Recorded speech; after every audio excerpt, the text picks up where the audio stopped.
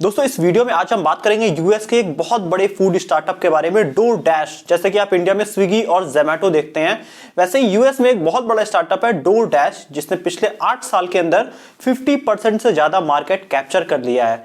जैसे कि हम भारत में जोमैटो और स्विगी से ऑर्डर किया करते हैं, तो उसी तरह यूएस में ज्यादातर लोग डोरडैश से ऑर्डर किया करते हैं। तो इस वीडियो में हम उनका पूरा बिजनेस मॉडल जानने की कोशिश करेंगे। तो आइए इस वीडियो को शुरू करते हैं और यूएस के हम स्टार्टअप के बारे में जानने की कोशिश करते हैं। Restaurants are reopening and still DoorDash speeds up. DoorDash guys made 57% of all US meal deliveries last month. More if you want that marketing within DoorDash.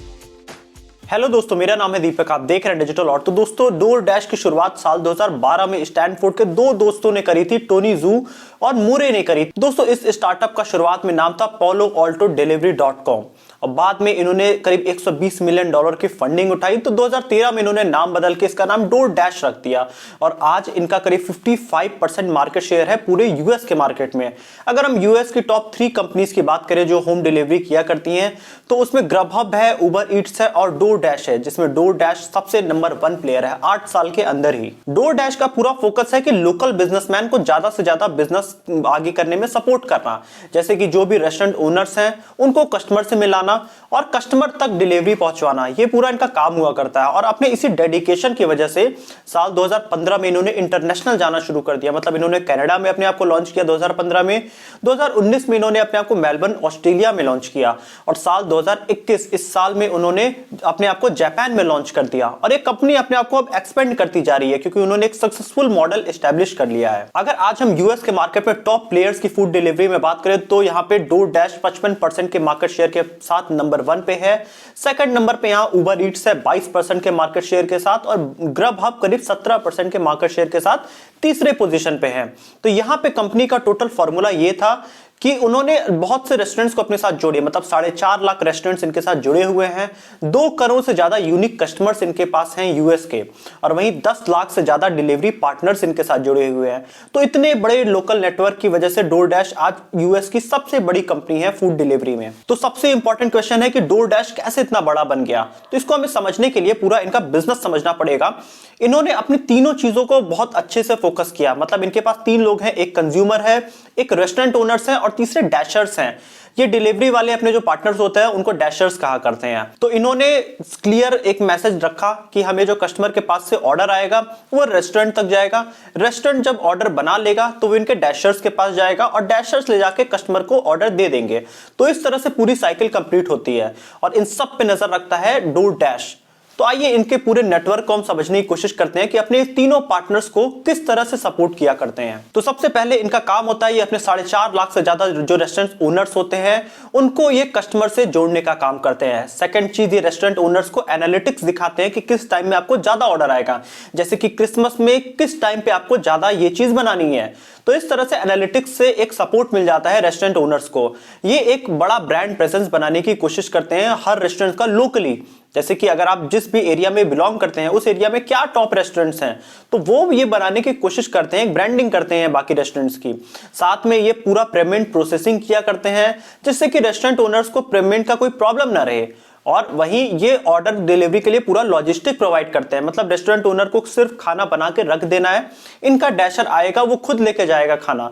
तो यहाँ पे रेस्टोरेंट ओनर से कोई हैसल नहीं है। तो ये कंप्लीट एक सपोर्ट का काम हो गया। इनको सिर्फ खाना बनाना है, ऑर्डर भी खुद आता है और ऑर्डर ले जाने वाला भी खुद ही आता है। वहीं जो इनका सबसे इंपॉर्टेंट पार्ट है इनके कस्टमर्स। तो कस्टमर्स को ये ज्यादा से ज्यादा रेस्टोरेंट दिखाने की कोशिश करते हैं और रेस्टोरेंट्स में क्या बेस्ट है वो चीज लोगों को सजेस्ट करते हैं।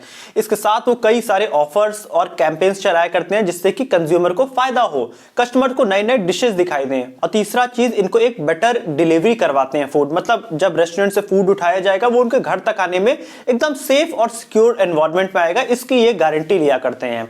तो यहाँ पे कंज्यूमर और कस्टमर के लिए भी बहुत ही अच्छी चीज है ये कंपनी प्रोवाइड कर रही है। और तीसरी चीज जो इनके डैशर्स होते हैं, मतलब वो जो डिलीवरी वाला लड़का होता है जो डिलीवरी ले जाके किसी कस्टमर के घर पे पहुंचाया करता है, उसका सिंपल सा काम होता है कि आपको रेस्टोरेंट से सामान उठाना है और लोगों के घरों तक डिलीवरी करनी है। सब कुछ डिलीवरी का काम कहां से कैसे करना है वो सब इनके ऐप पे दिखता रहता है डिलीवरी पार्टनर को। यहाँ पे डिलीवरी पार्टनर के लिए सबसे ईजी होता है कि उसका फ्लेक्सिबल वर्क शेड्यूल होता है।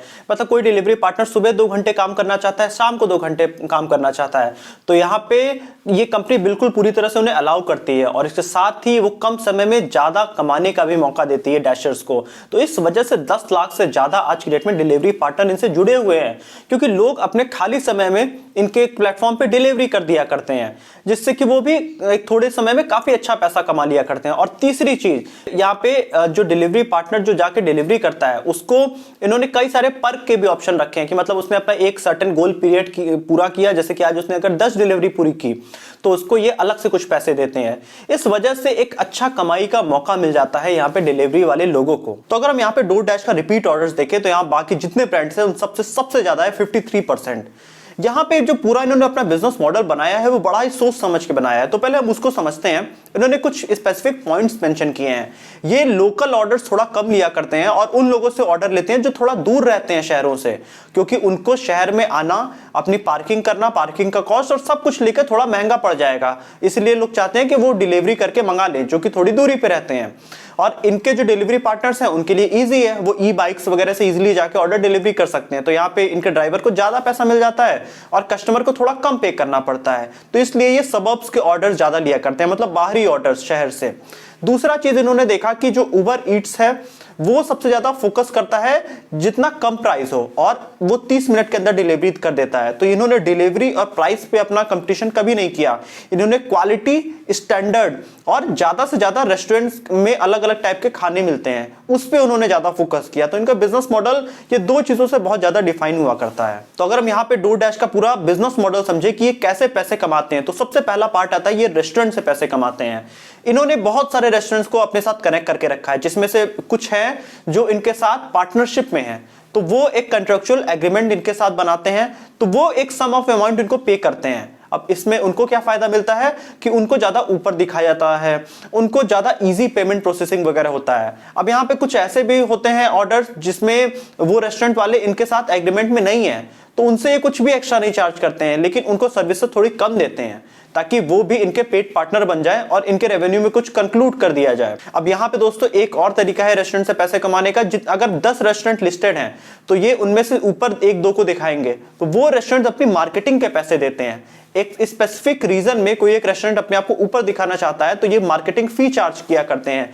तो ये एक तरीका है, मार्केटिंग के थ्रू भी ये रेस्टोरेंट से पैसे कमाया करते हैं। अगला जो इनका मेन सोर्स ऑफ इनकम है वो कस्टमर से है, मतलब कस्टमर्स अगर इनको ऑर्डर करता है तो ये उससे डिलीवरी चार्ज करते हैं और सर्विस चार्ज ये लिया करते हैं। ये 2 तरीके हैं कस्टमर से पैसे कमाने के, और इसके साथ ही इन्होंने अपना पेड मेंबरशिप रखा है। तो अगर किसी ने इनका पेड मेंबरशिप लिया, जो कि अगर आज की डेट में हम बात करें तो $9.99 का पेड मेंबरशिप है, तो किसी ने अगर पेड मेंबरशिप ले लिया है तो उसको कुछ पर्क दिया करते हैं, जैसे कि उसे 0 डिलीवरी फीस हो जाती है और सर्विस चार्ज भी थोड़ा कम हो जाता है।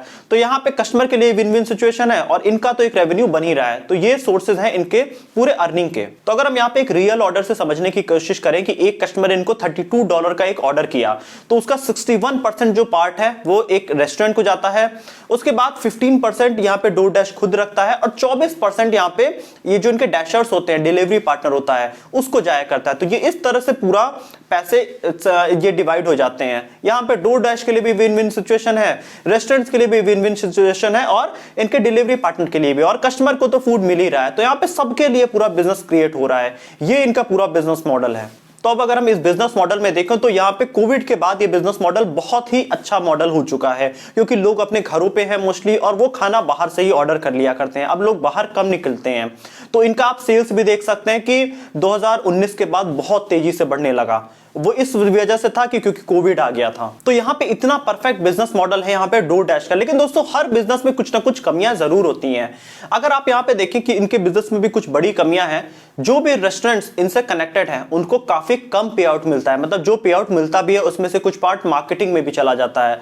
तो यहाँ पे अगर रेस्टोरेंट को बहुत ज्यादा ऑर्डर्स आते हैं तो ही वो प्रॉफिटेबल है, नहीं तो वो एक लॉस मेकिंग बिजनेस करेंगे। तो कोविड के बाद इनका जो रेवेन्यू है वो 3 टाइम्स डोरडैश का बढ़ गया, तो यहाँ पे इनके सारे रेस्टोरेंट्स का भी बढ़ गया। तो कोविड की वजह से सब प्रॉफिटेबल है, लेकिन जैसे जैसे कोविड कम होगा कस्टमर्स बाहर निकलने लगेंगे और वो जाके खुद से रेस्टोरेंट्स में ऑर्डर करेंगे और खुद बैठ के खाना चालू करेंगे। तो यहाँ पे डोरडैश के पास ऑर्डर थोड़े कम आएंगे, जिस वजह से इनकी सेल्स में काफी ज्यादा गिरावट देखी जाएगी। हो सकता है आगे ऐसा। और यहाँ पे अगर हम बात करें तब रेस्टोरेंट्स के भी ऑर्डर्स काफी कम आएंगे और रेस्टोरेंट्स जो काफी बल्क ऑर्डर आने की वजह से प्रॉफिटेबल हैं उनको भी लॉस का सामना करना पड़ेगा। तो यहाँ पे बिजनेस मॉडल थोड़ा सा इनका खराब हो सकता है। यहाँ पे इनके डिलीवरी पार्टनर्स के लिए भी यहाँ थोड़ा इशू है इनके बिजनेस मॉडल में। अगर देखें कि एक डिलीवरी की वजह से यहाँ पे डैशर काफी कम पैसा कमाया करते हैं।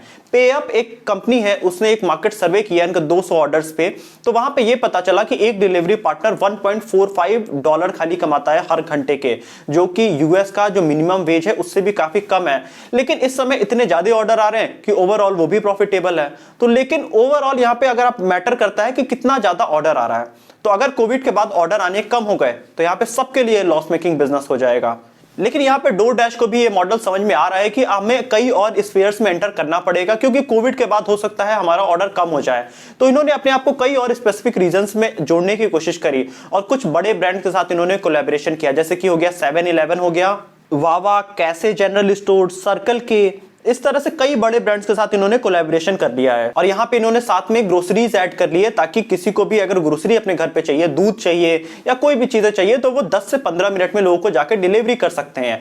अब इसके लिए इन्होंने एक बड़ा अच्छा ही एड कैंपेन भी लॉन्च किया था मार्केट में, जो बड़ा फेमस हुआ था।